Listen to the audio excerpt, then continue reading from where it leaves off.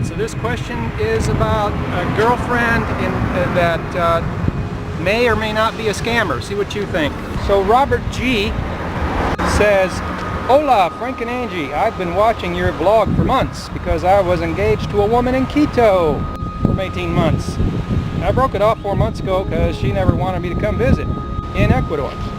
Only vacation to another country." Okay, so she said, don't come to visit me in Ecuador, just we'll meet over there, some other country, and we'll have a vacation. Well, that's a red flag. She doesn't want you to see what's going on over there in her hometown, or doesn't want somebody in her hometown to see what's going on, or she wants to keep something from you. And of course, stupid me, I sent her about 11K in cash and language CDs and engagement and wedding rings. Ouch! To find out she's in another relationship. She has agreed to mail the rings and possibly the CDs, but has no money to send to the United States. Well, that's suspicious. Do you really believe that? Well, it's possible, yeah, that she has no money. In other words, she's saying, I'm not the one that's going to spend money to get you your stuff back. Well, you want shipping your stuff is back, expensive. You want your stuff back, you're going to have to foot the bill on it. Or it's just another way of saying, you're not going to get your stuff, or I'm not going to help you get it.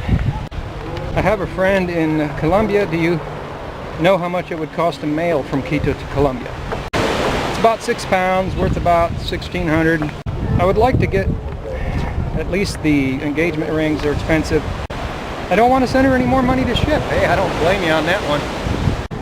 I know this sounds bizarre, or is bizarre. Any help would be appreciated so much. Thank you.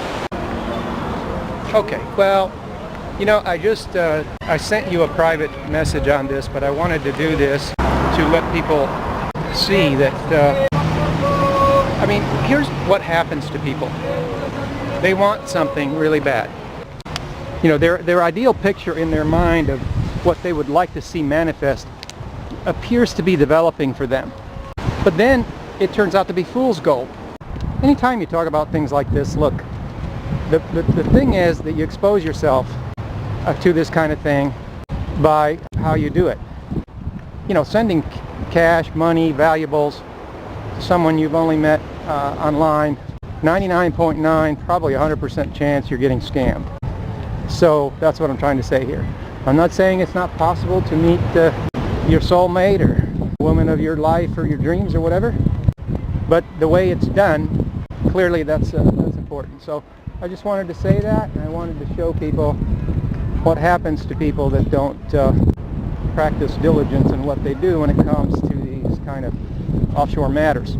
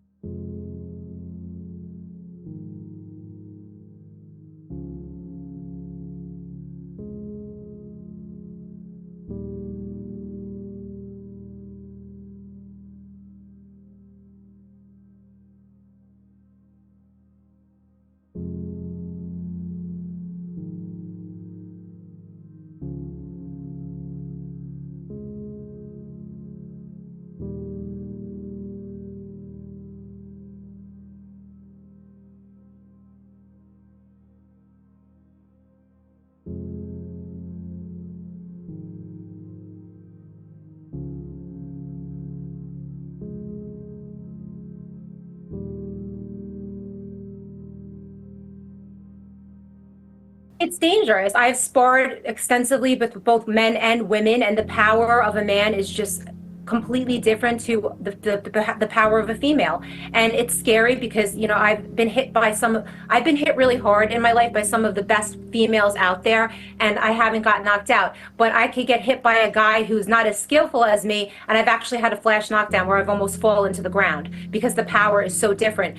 And what's so frustrating is that they're using only testosterone as the marker for whether somebody could box or not, when in actuality, just because you take estrogen and you lower your testosterone, that doesn't make make your fist smaller as a man. It doesn't make your skeleton smaller. It doesn't make your bone density less. All of these advantages that men naturally have. They have bigger hearts. They have bigger lung capacity. They have faster reaction time. Their brains are programmed differently from birth to be more reactionary, to be more competitive, to be more aggressive. So all of these natural advantages that men have are not being addressed.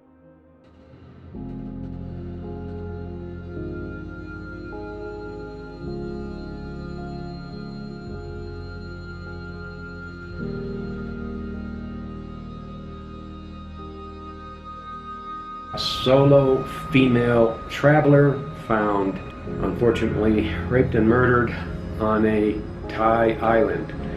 These kinds of situations happen all over the globe. It has happened in Ecuador, and when I say it has happened in Ecuador, I'm talking about solo female traveler or solo females, plural, traveler.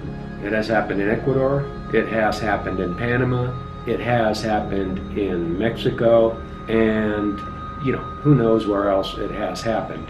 But I hate seeing these kinds of articles. She was a young female German backpacker. She was barely 26, and all she had to do, and this was in broad daylight. It was in a small town of 5,000 people. The guy was on drugs, and it was just a typical story of rape and murder. The bottom line is that solo female traveler is, we've always discouraged it, but people do it, and people do it, and then this kind of a story comes up quite frequently, all the time. As the whole time we've been abroad, 10 years, we've seen these stories materialize here in Ecuador, on the beach, on the coast, small towns. There's no set, type of place or statistics that you could say, oh, well, just stay out of big cities, or stay out of this, or stay out of that. There's no consistency. A lot of the times these happen, especially in small beach communities. There seems to be no apparent safety in small communities. Right here around Manta and Montañita. In Panama, it happened, with a couple of female hikers out in the mountains. But for years, we took a lot of flack from readers of the blog Discover Cuenca Ecuador, and people always wanted to argue. And there's always this, this group of people that think that all they have to do is argue, and then somehow the argument changes the facts. These are the facts. This is what happens. It's a very risky behavior. I don't have any daughters, but if I did, I certainly would explain to them all of these things. And of course, how people raise their children is personal, but coming from a believer family, you always have to explain that there's good and evil in the world, and that when you, behave in certain ways and pretend there's no evil, then you are taking the risk that you will become subject to that evil because you pretended that it doesn't exist, when in fact it does exist just about everywhere.